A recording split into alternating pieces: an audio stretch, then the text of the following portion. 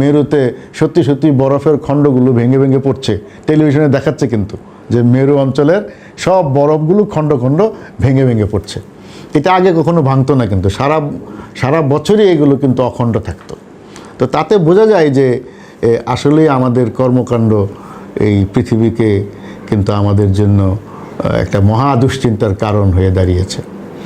আমরা যে বলি যে খুব ভালোবাসি পৃথিবীটাকে, রবীন্দ্রনাথ তো কবিতেই বলেছে, মরিতে চাই না আমি সুন্দর ভুবনে।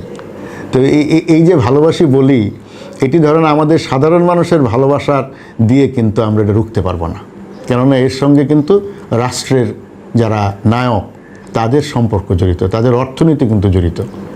কারণ তাদের বহু এখনও ইন্ডাস্ট্রি হচ্ছে যেগুলো এই কয়লা ভিত্তিক।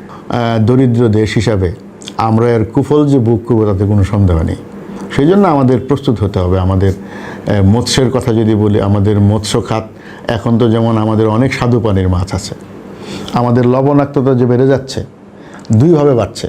একটা হলো লবণাক্ততার পরিমাণ বাড়ছে, মানে পার স্কোয়ার মিটারে তার ইন্টেন্সিটি বাড়ছে, আবার তার এলাকার কিন্তু বিস্তৃতি হচ্ছে, ওই জায়গা থেকে সে আরও সামনের দিকে চলে আসছে। এবং ওই যে ছোটো ছোটো যে খাল বিল আছে সেই সব খালের মধ্যে গিয়ে কিন্তু ওই লবণের পানি গিয়ে মিশছে। কাজে ওখানে যে লবণ সহিষ্ণু ছাড়া যেসব স্বাদু পানির মাছ ছিল সেগুলো কিন্তু সাস্টেন করবে না, এবং আলটিমেটলি আমাদের তখন কিন্তু ওই লবণাক্ত পানির যে মাছ তাকে লালন করতে হবে, তাকে খুঁজতে হবে, এবং তার গবেষণা কিন্তু এখন থেকে করতে হবে।